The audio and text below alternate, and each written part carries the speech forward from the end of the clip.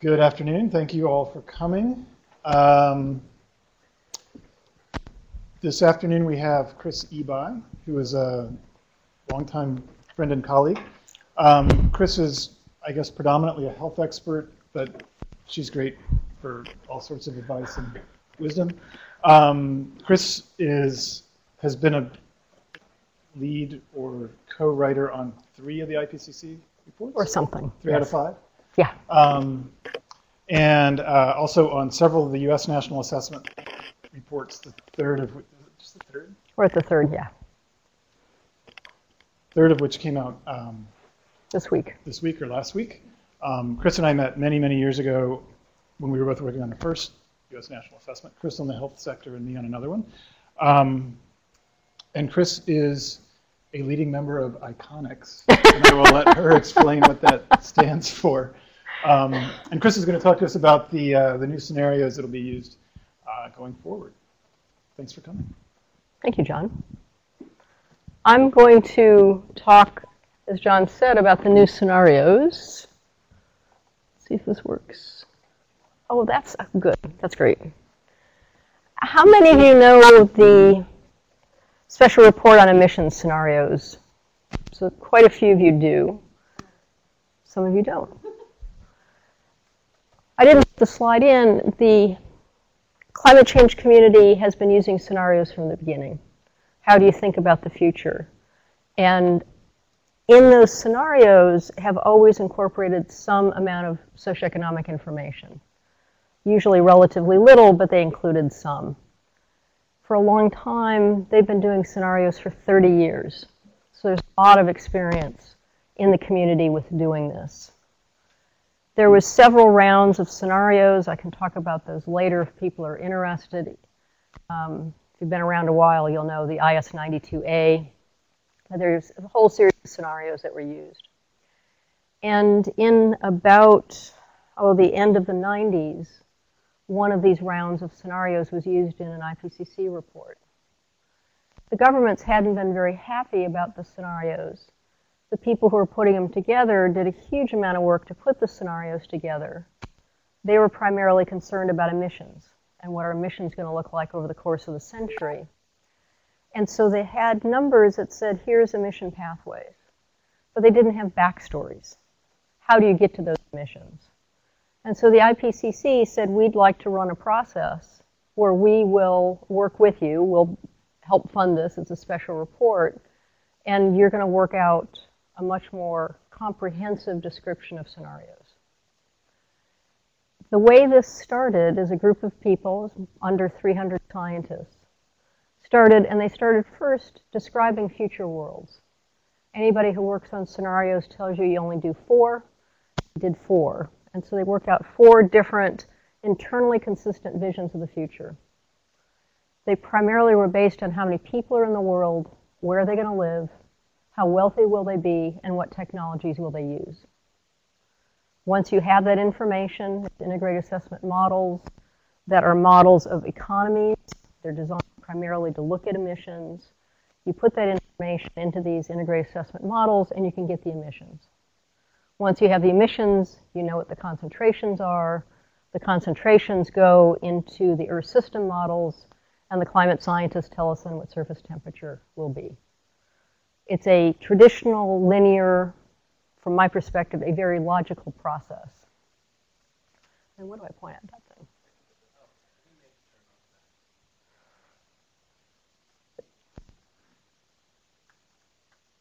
Having it on makes a difference. Thank you.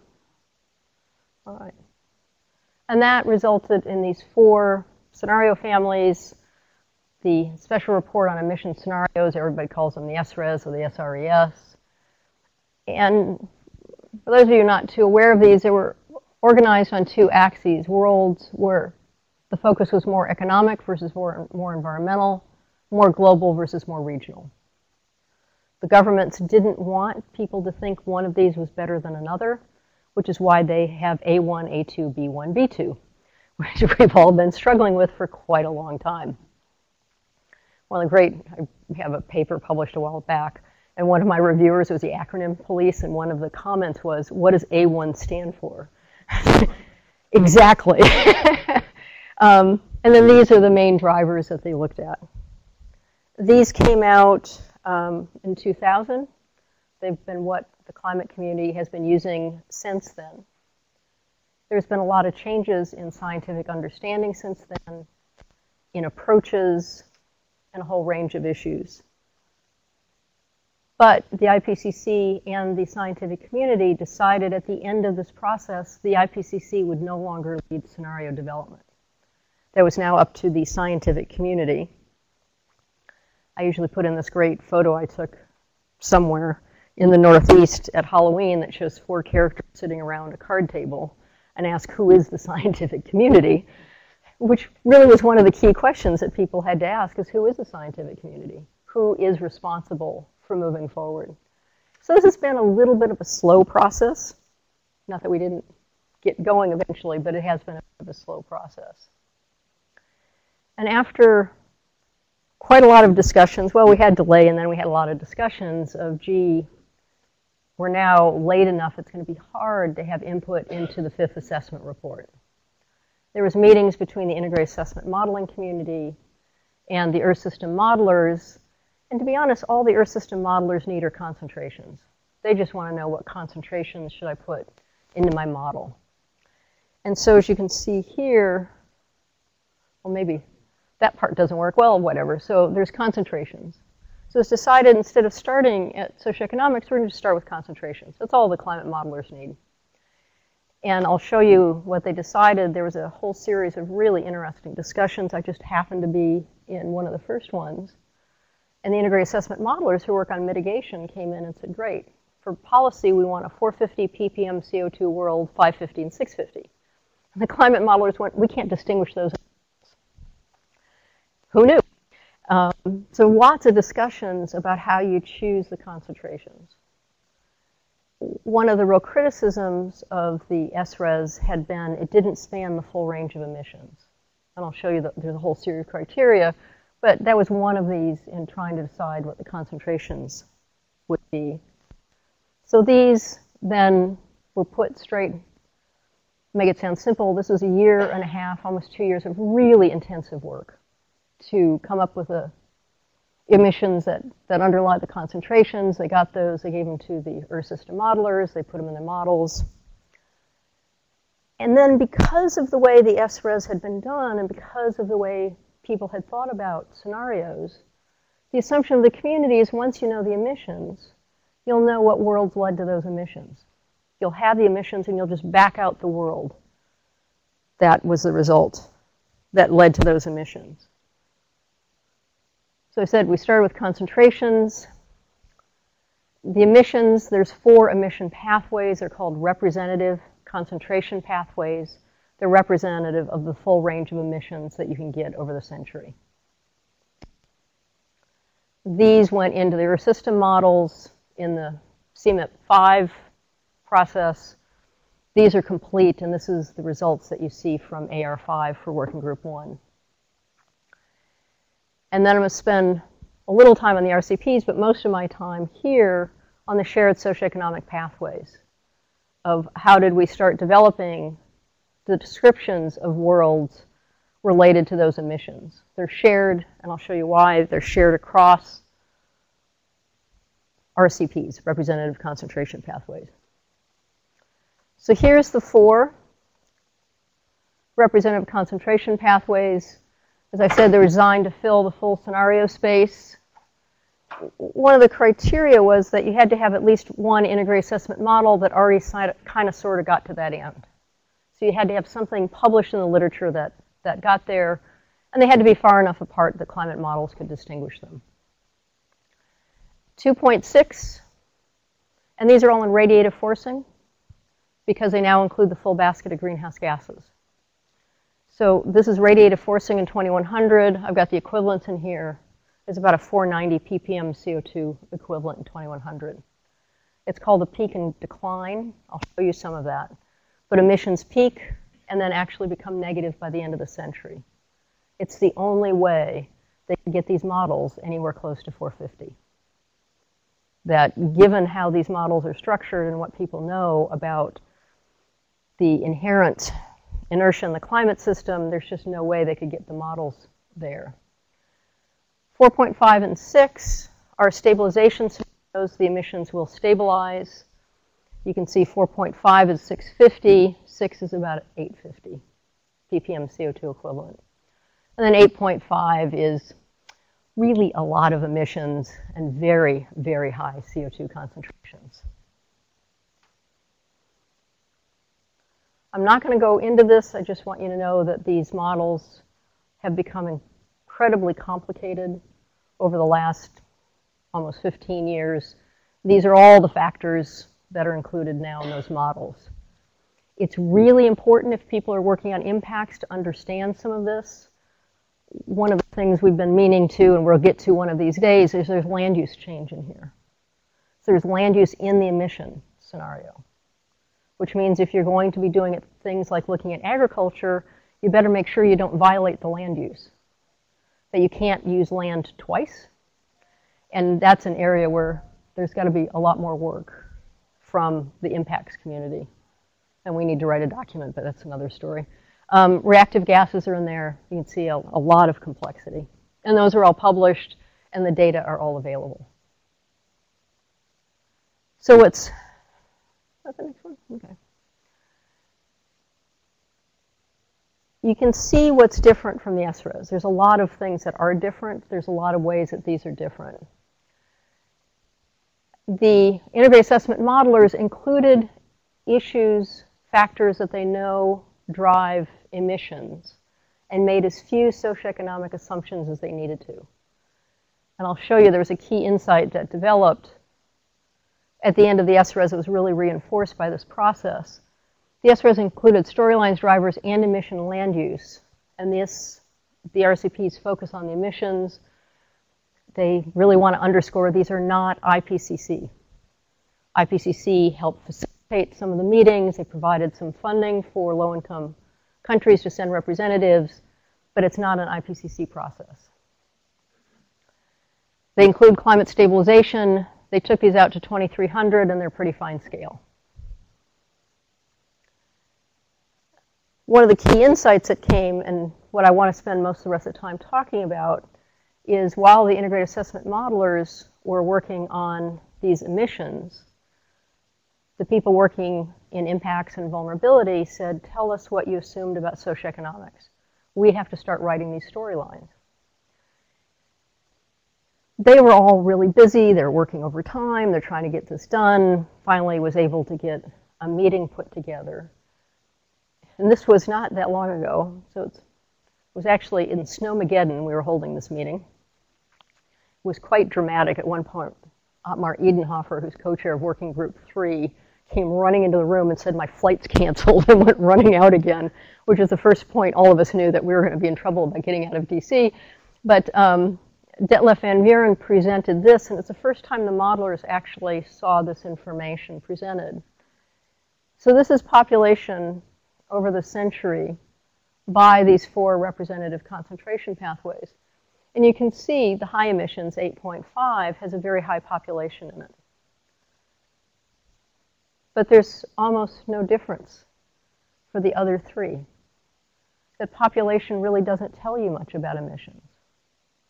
It's something that should have been kind of obvious, but nobody had thought about it because of the mindset we were all in.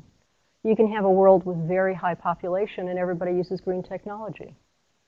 So your population assumptions don't correlate very strongly with your emissions. It's even worse for GDP.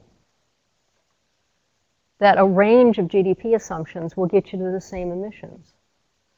So it basically said there's a whole range of socioeconomic futures that can lead to the same emission pathway, and one socioeconomic future can lead to multiple emission pathways.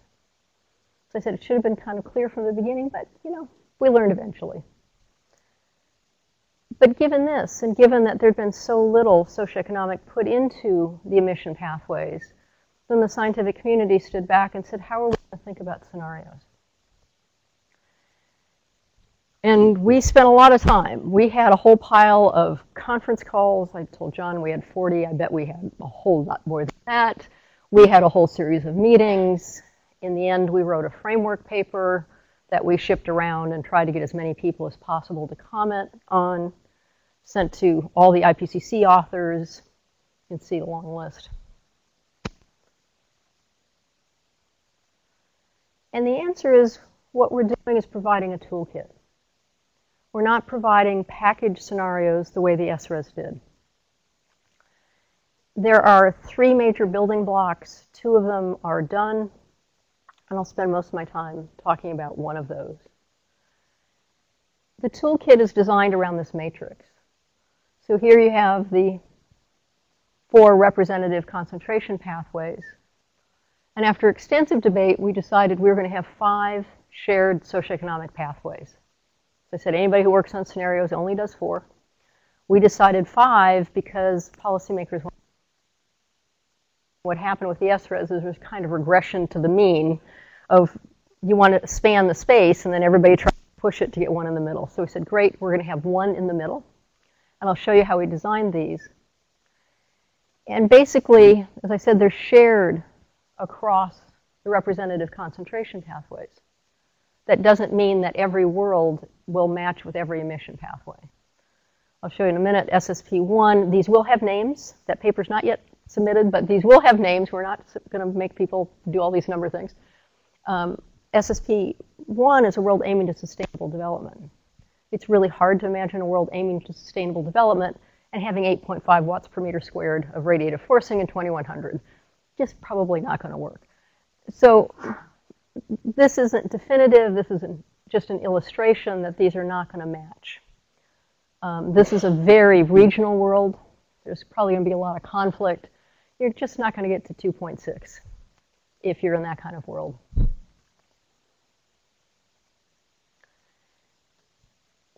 There's real motivation. Let me go back just for a minute. I'll show this. One of the real powers of this, and one of the reasons I like coming out and talking to groups, is to start thinking about how you can use it. Because it's structured this way, you can say, what if we're on track for 6 watts per meter squared in 2100, but we're on a development pathway that's kind of continuation of current trends, or we're kind of falling apart globally? What difference is that going to make to impacts? The answer, of course, is a lot. We haven't asked that question as a scientific community, and we don't have any quantification of what does a lot mean. What does it mean regionally? What does it mean sectorally? You can also say, if we're in a world that's muddling through, what difference does climate change make? If we have a little or a lot? Same answer. Obviously, a real difference in impacts, but the question hasn't been asked like that. And so this offers that opportunity by taking scenarios apart and not handing over a package set where you have to take the set as it is. It puts a bigger burden on the scientific community, but it also offers this wonderful opportunity. And so here's some examples I made up for malaria. That you can look at this from different kinds of perspectives. Those of us who've been working in adaptation a long time start from a decision focus. And you can start now saying, these are the kinds of decisions that I need to take, or the person I'm working with needs to take. What kind of scenarios are needed to inform that decision?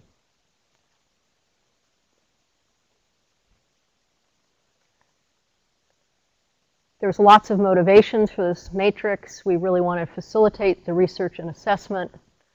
One of the things that comes out when you take a look at this is, as we go forward, it's not just what we're working on. Lots of people are developing different scenarios. And we can now start looking at ways to say these groups of scenarios are similar. And so even though there's differences, there's enough similarities that we can use them in assessments, instead of being stuck of only looking at what was done using a particular set. And it's a real nice way to start exploring uncertainties. I think it's really helpful for the impacts community because it gives you a lot of power to now say, how does climate and development interact? And providing you lots of information about how you can think about development and how you bring climate change into that and explore what the interactions could be. After extensive discussion in terms of how are we going to develop these different worlds, we decided that there's 2 basic options that we use in climate change, adaptation and mitigation.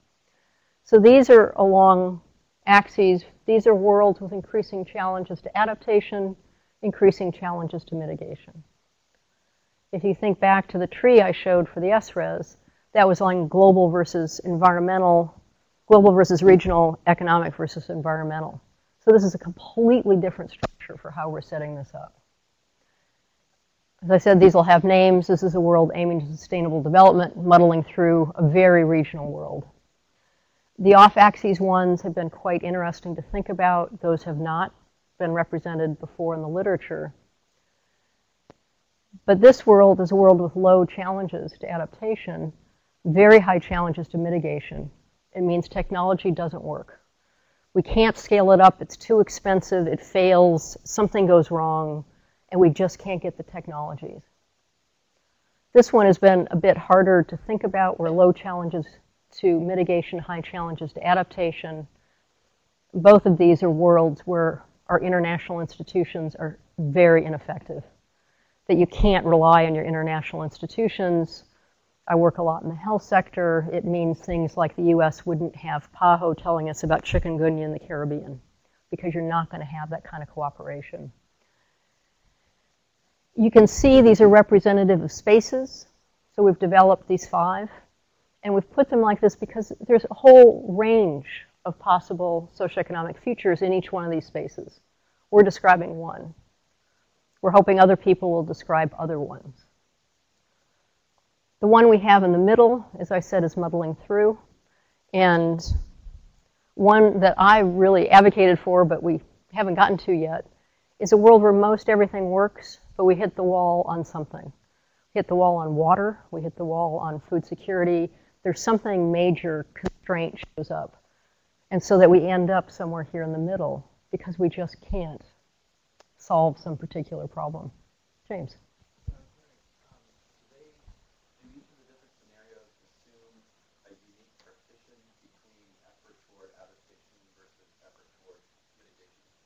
I'll show you, I'll have a slide with examples of the challenges. So the question was, how strict are these dividing lines? And do they overlap? The answer is we've tried to construct them so they don't overlap. What I'll show you at the end is you will have to pair, to get a scenario, you're going to have to pair this with a representative concentration pathway. These don't have climate change in them. And so there is going to need to be adjustment. Because this is new, you guys get to hear about it at the beginning, I'm sure that as we start developing a lot of scenarios, we're going to start seeing that there is some overlap.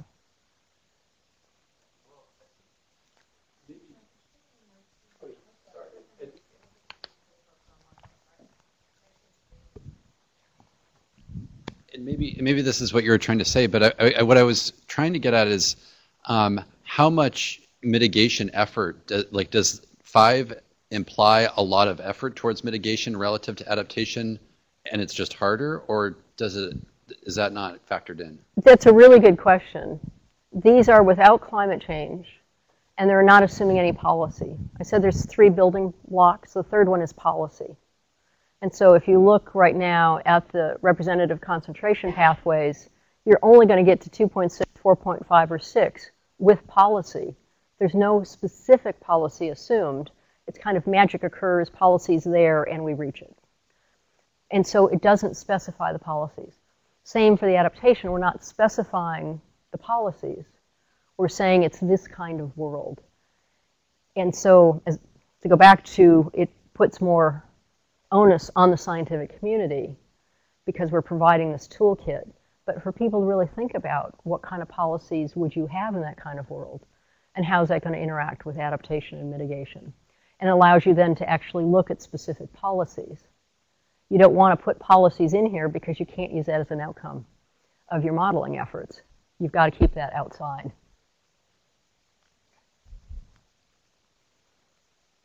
I'm happy to take questions, otherwise I'll just keep talking.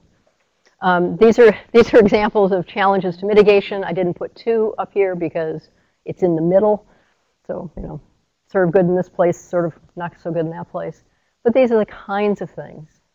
We've got a paper that will be submitted any day now, we've been saying for over a year, that has the narratives that go with these 5 different worlds.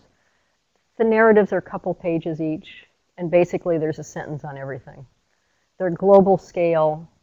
They're designed around the same kind of concept as the Earth system models. They're the boundary conditions. And so you can think about these as boundary conditions and think what it means for a sector and for a region. One of the complaints that our community heard very strongly from the experience with the SRES is in the SRES, the whole world progresses essentially together. And this says development is uneven. You can be in a world aiming to sustainable development and still have big problems with undernutrition in Central and South America. That's not inconsistent. But it does give you really interesting information depending on on the question you're asking of how would that play out and what would it do to your decisions. It's pretty easy in agriculture because we've got sentences in here about trade. And so if you're in a particular kind of world, you've got these assumptions about trade and how well the trade works. And what if it doesn't? And these are examples of challenges to adaptation, kind of things I've been talking about before. And if anybody wants these slides, we're more than happy for people to have them. And we've got papers. There's a paper that came out this month in Environment Magazine that summarizes all of this, hopefully simply.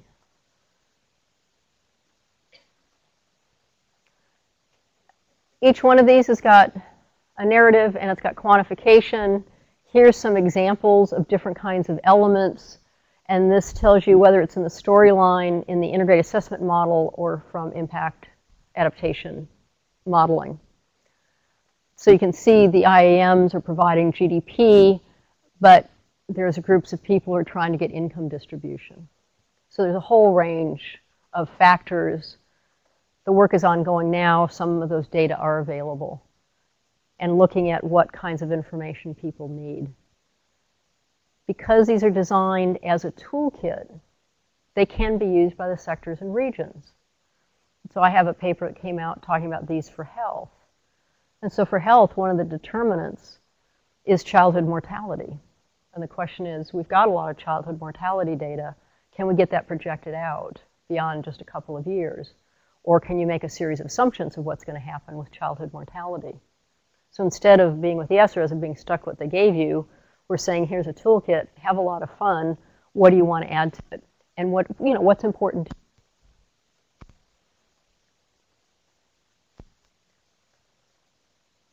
you? I wonder why that won't stay up. Well, let's go back. So as I said, there's a narrative, there's quantification, and these are pathways for quantitative input by the IAMs. They do not include IAM model outputs. There's a lot of language in here from the integrated assessment modelers because they want to make it clear of what you can analyze and what you can't.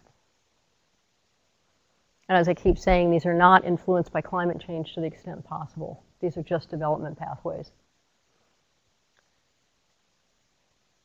For the impacts adaptation, we've got all these quantitative elements.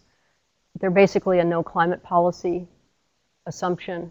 When you bring these together with the RCPs, you will have policy assumptions. Those policy assumptions will likely have consequences for adaptation, for vulnerability. Yeah?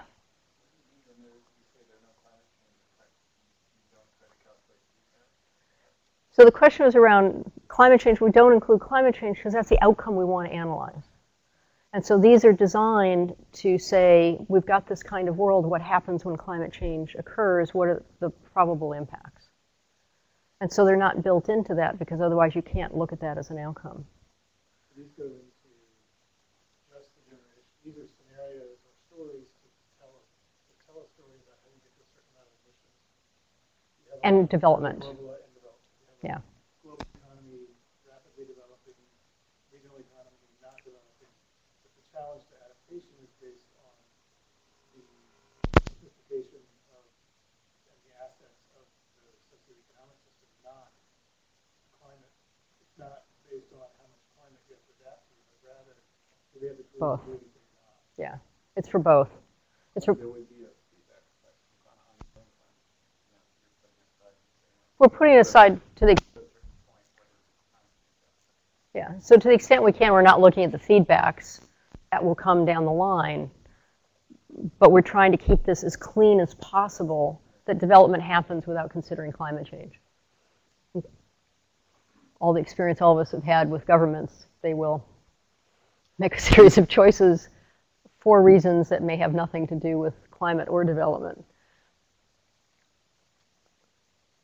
The basic set we've produced, global scale, but as I've said many times, these are designed so you can do extensions regionally, sectorally, and globally if you want to put a lot more information in. What kind of decision do you want to take a look at? What information is important? We put these broad scale, lots of information, but there's all kinds of questions people are now asking, policymakers are asking.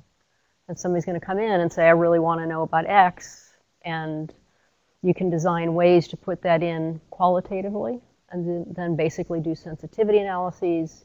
If you've got quantification and projections, you can put that right into your modeling efforts.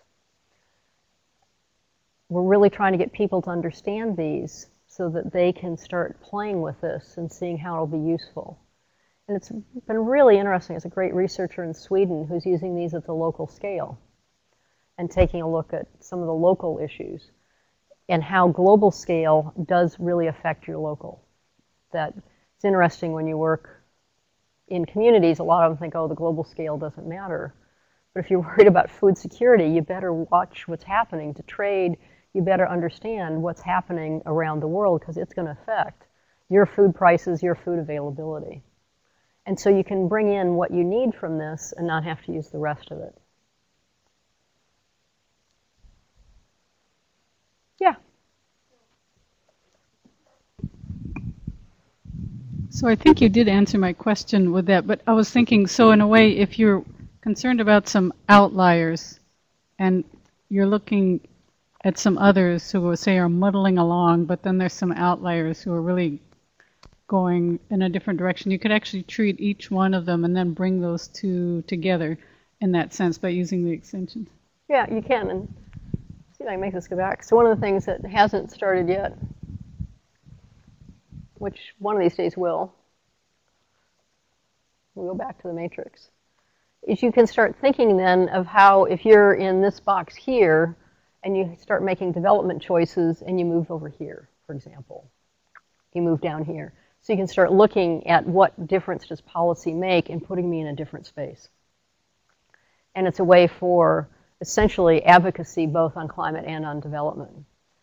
That, you know, right now we're about there, very high emissions, and we're kind of muddling through, and choices can be made to get us into different parts of the space. And this allows you then to say, if we stay here, these are the projected impacts. If we do this, we're going to move wherever we're going to move. And so you can start choosing contrasting scenarios to say, this is what policy can do for us. So you can see very strong emphasis on policy relevance, very strong emphasis on letting people be creative, because the number of questions policymakers are asking have really changed over the last decade. A decade ago, the question was still, is climate change real? And if it is it caused by humans? That's not what policymakers are asking anymore. What's going to happen in my district? What's going to happen with food security in Guatemala? And then, because of the way this is designed, it's relatively easy to do expert-driven kinds of workshops where you work with stakeholders and ask them what they think development's going to look like. And you can get a space then, and you can push them to have a couple alternative spaces. Almost everybody by default assumes the future is going to look like today. This gives you storylines you can use to say there's a lot of different futures out there, and you can see all of these futures right now. SSP3 is a very regional world. There's an awful lot of forces you read every day in the paper that suggest, in fact, the world could go that way. And so you can use these to try and get more space around what the future will look like, could look like, and what does that mean as people are trying to make robust decisions. Got a question? Do you want to go back to the matrix, or Well, I can go back? I just wanted to know if you could explain a little bit more. I've heard this term global versus regional a lot. Uh-huh. I was wondering if you could give a little more explanation of kind of what are the inherent assumptions in that and how that actually plays out. We didn't look, we basically just looked globally and looked at broad, when you see the narratives, they're just a broad sentence on each. And so it's just a broad scale, where is the globe heading? But as I said, every region doesn't have to do the same thing. And so you can start thinking about different regions moving at different spaces. Right now, the world is trying to get onto the SDGs, but not every country is moving ahead at the same rate. And it's a recognition that that's the reality, and that that could be useful for decision makers to say, you've got countries like Haiti and Dominican Republic in very different places. They're in the same world. There's lots of differences between them in terms of development. And what would happen if? And so you can do more what if kind of questioning. We couldn't do that before. You just had a packaged world and you took it or you didn't. And this is at the beginning of the process. These papers, I'll show you the papers, came out. I've got them in 2003. They're actually published early this year. And so these papers are all new. People are starting to work on it. Really interesting paper from Ben Preston down at Oak Ridge just came out this week on looking at sea level rise issues in the coastal areas of the U.S. and using these to create some different scenarios. He's doing some really nice modeling work. Did that.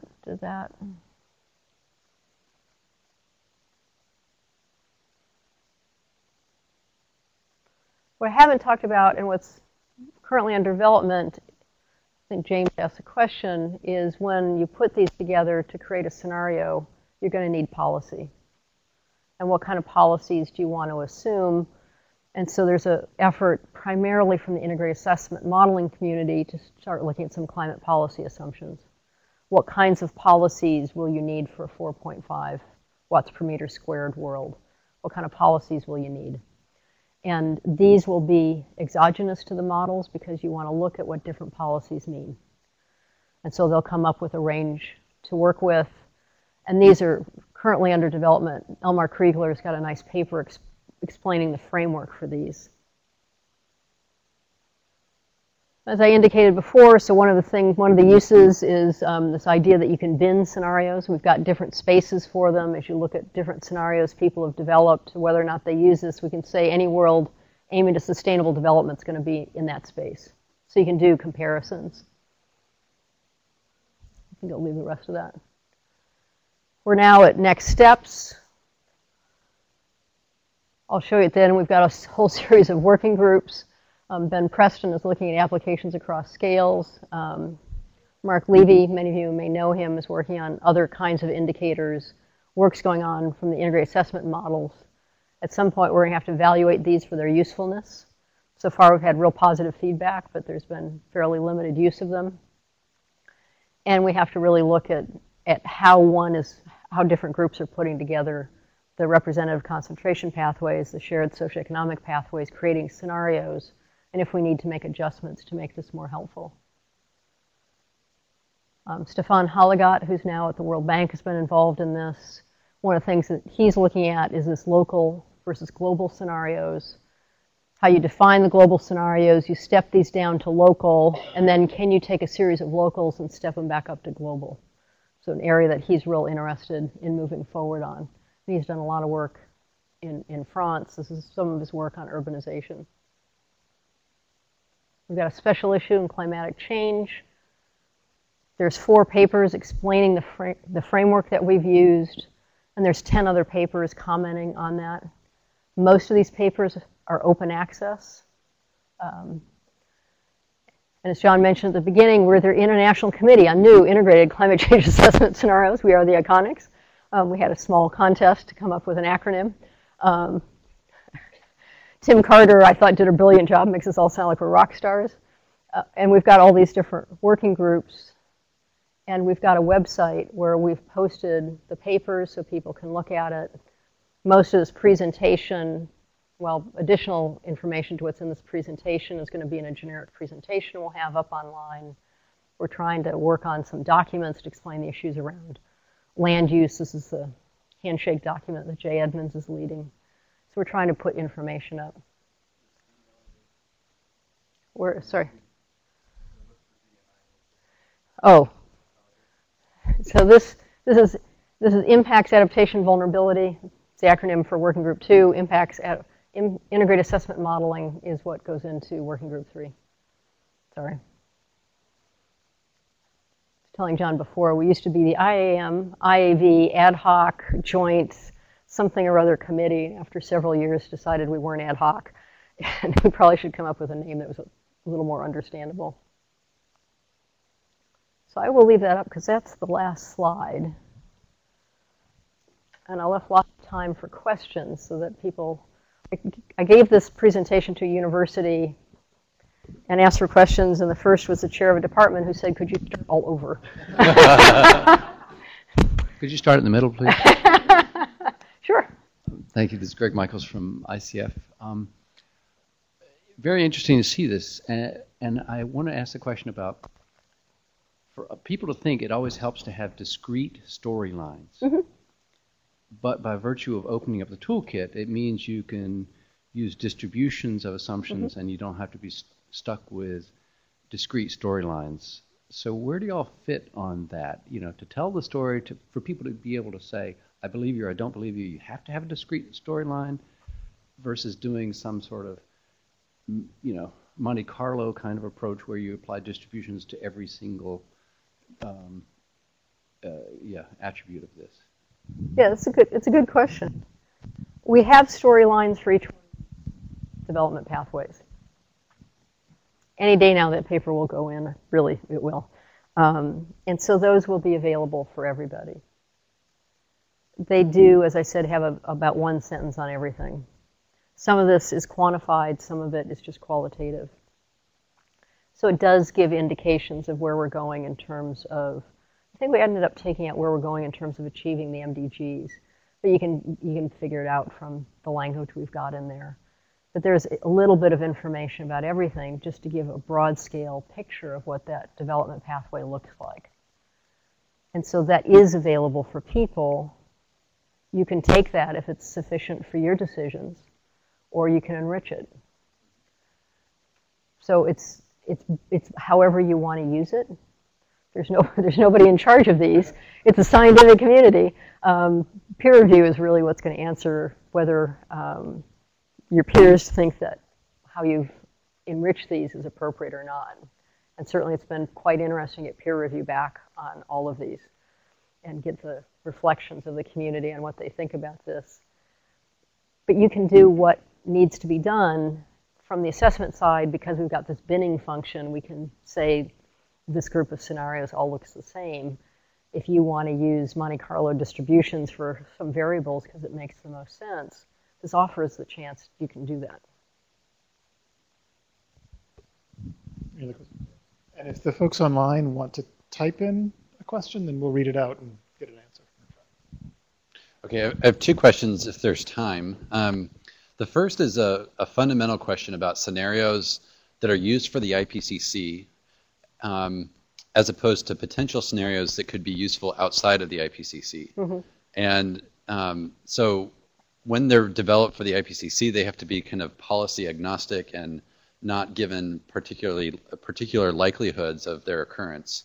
But as one example, we were presenting a report to a city manager last week, and we showed the RCP scenarios, and we explained what 2.6 entailed, and he said, "Oh, that's never going to happen." He's probably right. True. And then consequently, the question was, well, of any of the impacts you're describing, can you ascribe likelihood? And so we explained the uncertainty about scenarios, and there's not a lot to go on in terms of describing the likelihood of different scenarios for users that are interested in the likelihood, even though the IPCC users have said, I mean, in the sense of the UNFCCC, have said that they're not interested in likelihood. So what do you think about like a parallel set of scenarios or a parallel process for assigning likelihood? these are not IPCC. These are being driven by the scientific community. There are no restrictions. The governments can say what they want. The governments have had no hand in developing these, which is how, one of the many ways this is very different from the SRES, because that was an issue with the SRES, a very large issue. That one of the reasons all the countries are in lockstep is because when the governments reviewed those, no government wanted to say, my country's going to be left behind. These are not IPCC. We haven't gotten far enough along to do anything about probabilities on those. I've done informal surveys of the integrated assessment modelers. The technology is there to do 2.6. Not many think we're going to do it. There's not the political will. Even 4.5, a lot of the integrated assessment modelers are not sure we can actually do that. That they understand what technology it's going to take to achieve 4.5, and they just don't see the political will right now for that to happen. So your question about probabilities also has an implicit temporal scale. How do you look at probabilities changing over time?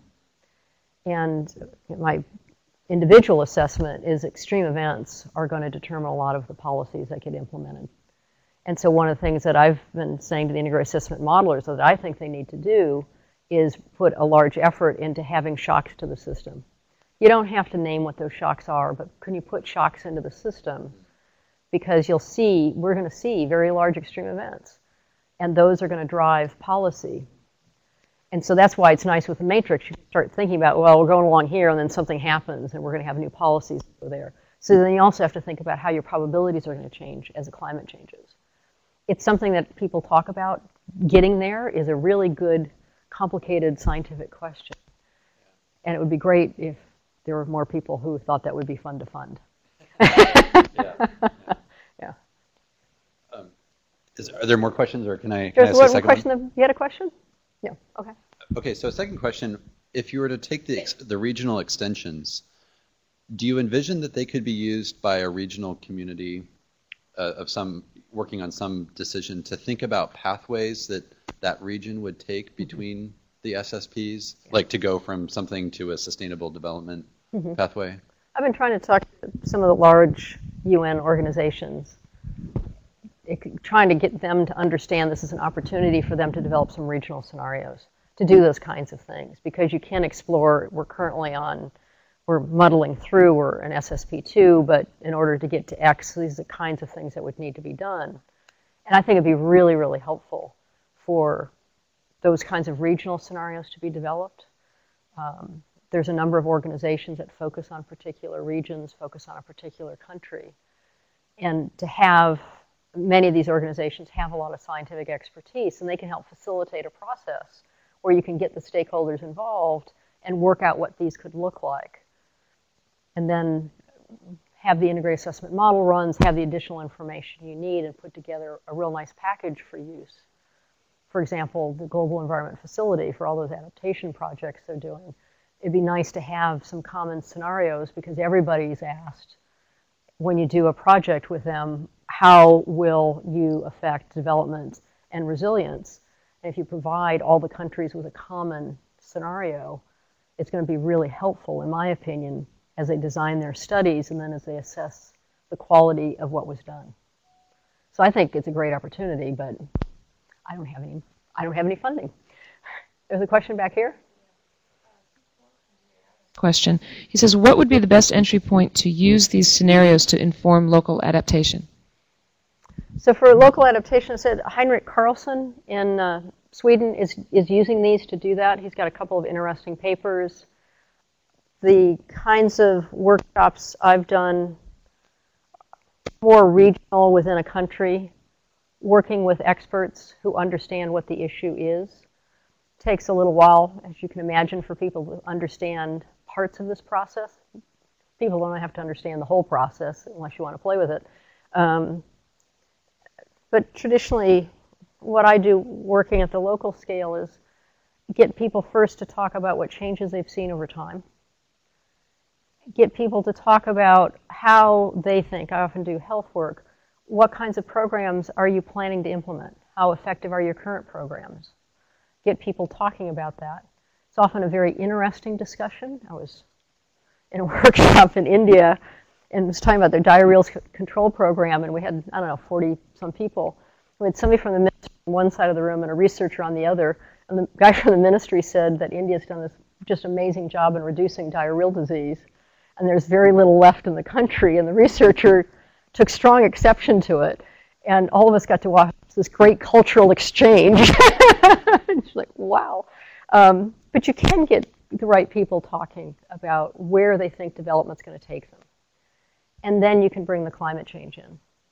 And so you have a sense of what the scenario means, facilitate it so you make sure you bring in whatever the factors outside that community, international factors if you need to, that are important, like trade, access to technology, what you assume about international institutions and how they're going to be there to help you.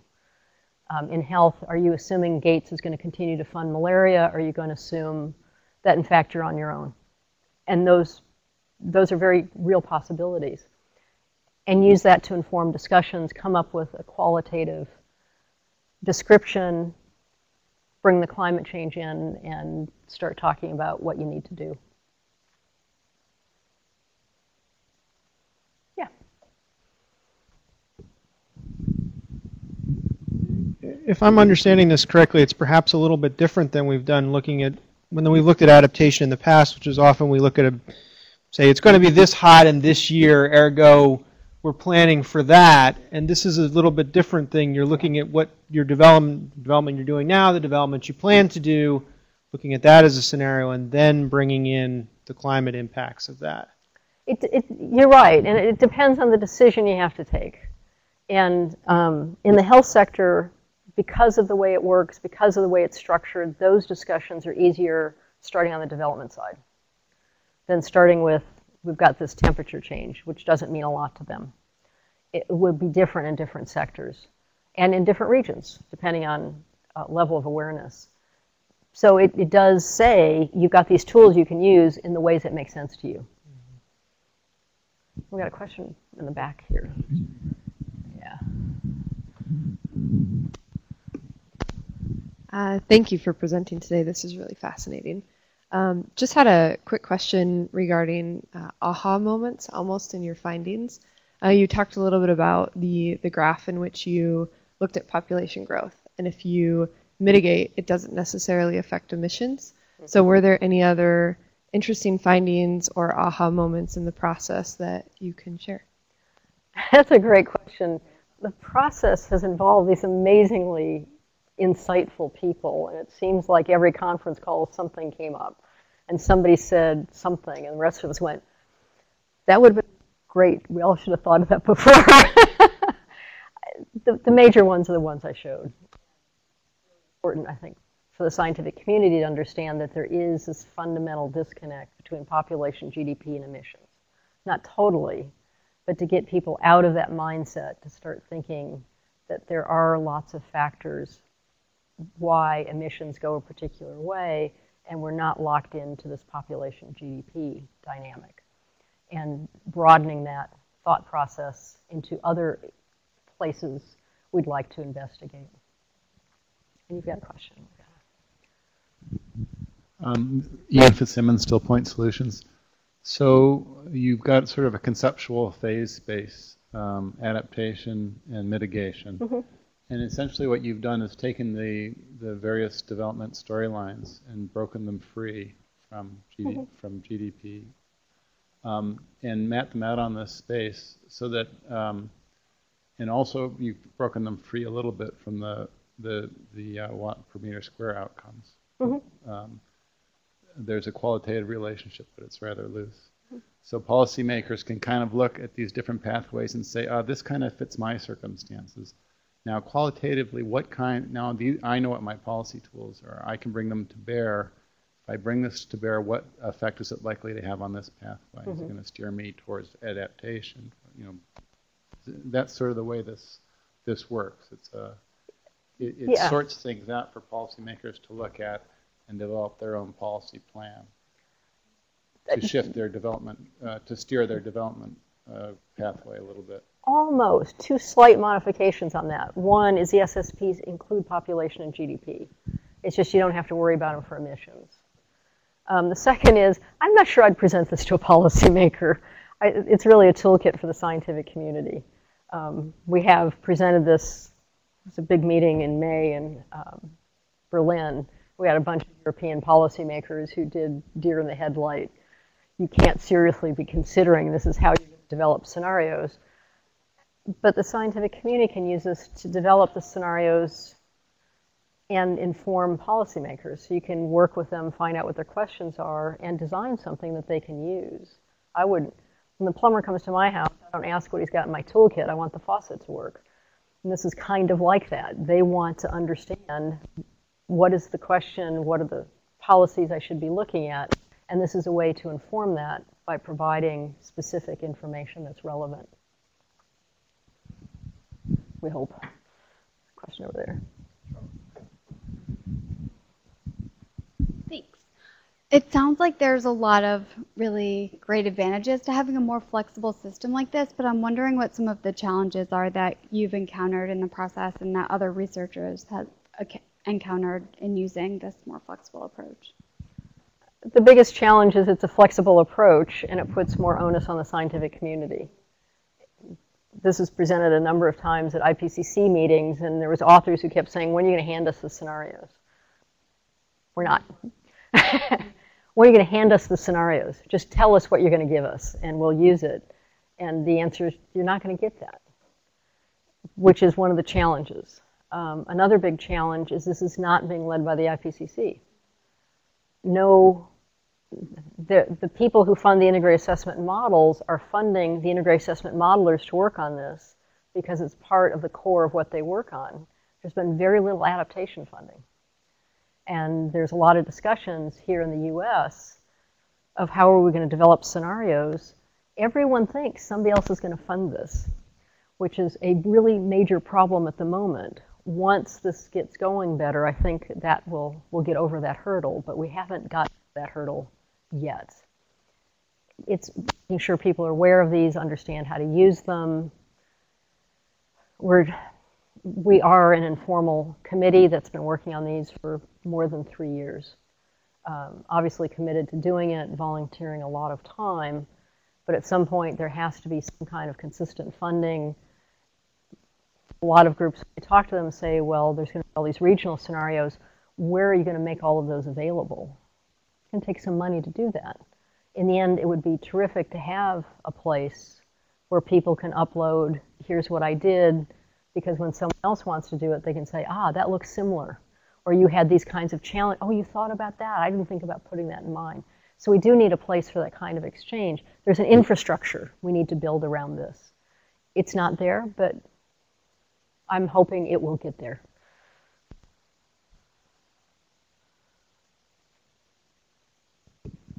Any other questions in the room? Anybody online? Yeah. Whom besides USAID do you see funding adaptation projects now? I'm not telling you, John. Not this. I mean, thematically, adaptation versus mitigation. Who do you see funding that kind of work now? Adaptation, there are a lot of the bilaterals are funding adaptation. The UK Department for International Development has been putting a lot of money into adaptation. Many of the sister organizations, USAID, Swedish International Development Association, the Norwegians have been putting a lot around extreme events. You can go on. So there's lots of bilaterals that are doing this. For the low and middle income countries, it's the Global Environment Facility.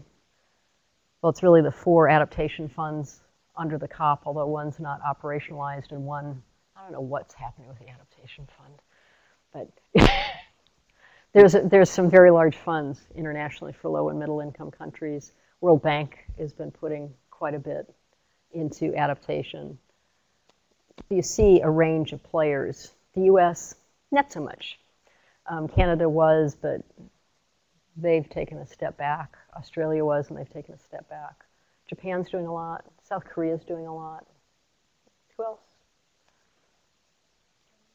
Germany. Sorry, Germany's doing a lot. I said Europe, so I was kind of covering. there's a lot of the banks, the regional banks, Asia Development Bank funds quite a bit, Africa Development Bank, the Inter-American Development Bank, I think, is trying to do something. Yeah.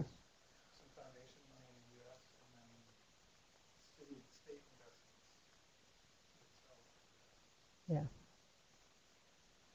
It's a complex landscape.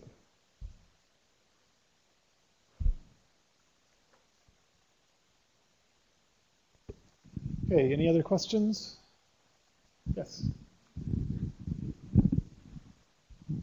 I'm not sure if I can frame it quite like a question, but I keep thinking this is great, and clearly there has to be, you work with people who really know how to use the tool and develop scenarios, and then sit down in some kind of structured workshops or meetings with the policymakers to bring them along in some kind of a systematic process.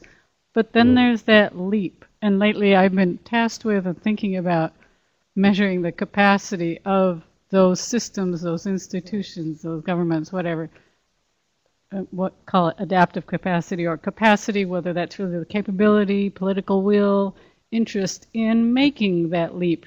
That becomes a question of behavioral change or something that, so then if you were thinking, okay, how would you measure that and what it takes to get there? I don't know that we have an answer to that yet, but it's something I've been thinking of. Do you have some ideas? A lot of people are quite interested in that question, and there's a lot of work going on answering that question from all scales. The GEF, the Global Environment Facilities, talking about trying to do some work in that space. A lot of people are trying to very interested in that. The question you didn't ask is also on scaling up. And everybody just says, oh, we'll scale up. Just, okay. My daughter used to say, and my room's going to be clean. And I said, when? Give me evidence. Yeah, there's a lot of words that we use, assumptions that we make, and there does need to be more work in those spaces to see how we do move forward. How do we measure resilience? My personal opinion is that too much of the emphasis is on outcomes, outputs, and not enough is on process. And coming up with indicators for process is really important. You had a question? Thank you. Rose Schneider, Health Systems Management. Did I understand you earlier to say that a number of people, that a decade ago we were asking, is climate change real, and is it, but it seems like a lot of people are still asking, and particularly in the U.S., is climate change real? Yeah, it's mostly in the U.S. Okay. It's pretty impressive when you go to other countries that that's not part of the conversation. A couple great examples. There's a community-based adaptation meeting that's now every year. When they hold it in Bangladesh, they go out and do some field visits. And two great stories from the field visits. Quite a few years ago, went out and looked at some of the rice cultivation down in the Bay of Bengal. They're having real problems with saltwater intrusion, both from withdrawals and from sea level rise. And so talking with this illiterate farmer about the challenges and the dropping of yields. And so she was talking about some of the challenges. And then she said, without, just sort of out of her mouth came, climate change has a taste. It tastes like salt. Okay. This is an illiterate farmer in Bangladesh. They understand. That same year, a group of people went up into one of the areas that floods all the time.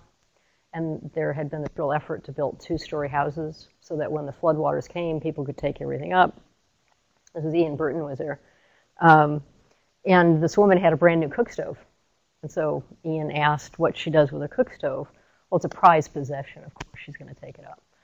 So she said, basically, dumb foreigners, I take it upstairs. And she said, it reduces my greenhouse gas emissions. The level of awareness outside the U.S. is orders of magnitude different here. And so it's a very different kind of conversation. People are seeing impacts. They understand the extent to which they may be due to climate change, and they're working on making change. The challenge has been mostly here. Well, second question, you said that probably big events, big climate events will move things forward, but then the scientists are hesitant to link climate change with any single event. Where's the middle in that? It's the wrong question, really, is what we need to be communicating as scientists. It's not the right question. There was a massive heat wave in Europe in 2003. There were several heat waves over that summer, over 70,000 excess deaths. Does it matter if 3/4 of those were due to climate change and 1/4 due to climate variability? It's the wrong question. We know these events are increasing in frequency, intensity, and duration. The climate community is doing a much better job at asking questions like, what is this whole pattern of change? What's the probability we would have seen these numbers of events, instead of trying to attribute one event? It's the same question. One of the analogs that people are using is, unfortunately, being recorded. So think about one of your favorite sports people. I'm thinking about somebody who plays baseball, where the claim is this individual used steroids. But how can you tell if one home run was due to steroids or the 5,000 hours of training they'd had, their natural ability, all the other factors? You don't know, and we'll never know. We need to be asking different questions. How do we make ourselves more resilient? We know these events are going to be coming at us. We've got the opportunity to really start changing our programs so we can be resilient and focusing on what we can do and not trying to count how many angels dance on the head of a pin, in my opinion. Thank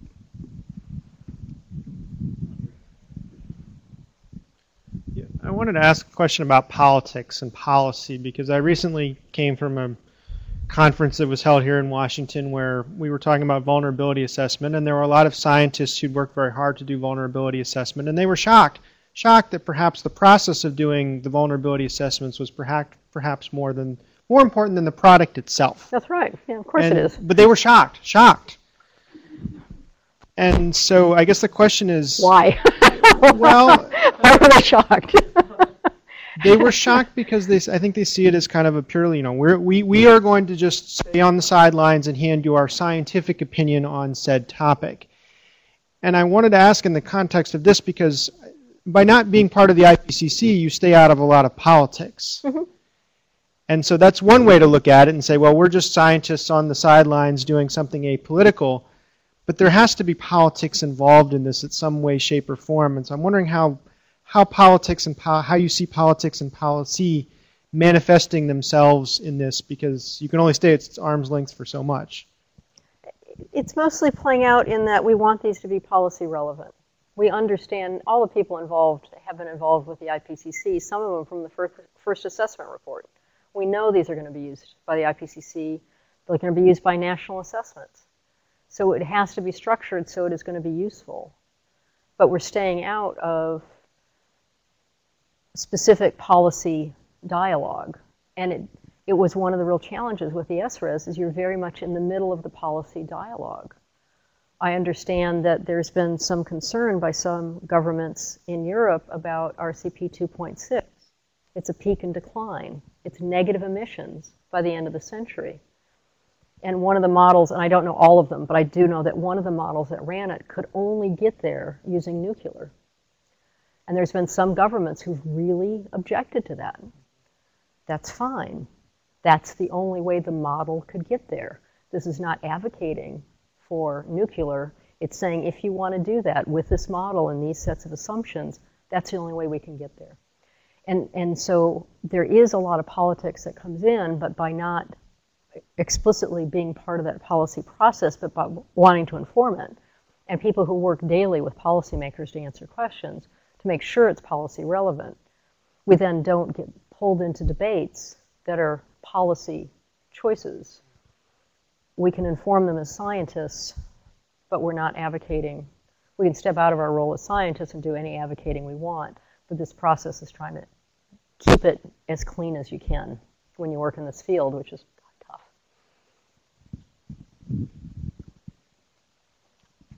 Any other questions in the room? Anybody online? Yeah. All right. Anybody still awake? Thank you, Chris. Thank you.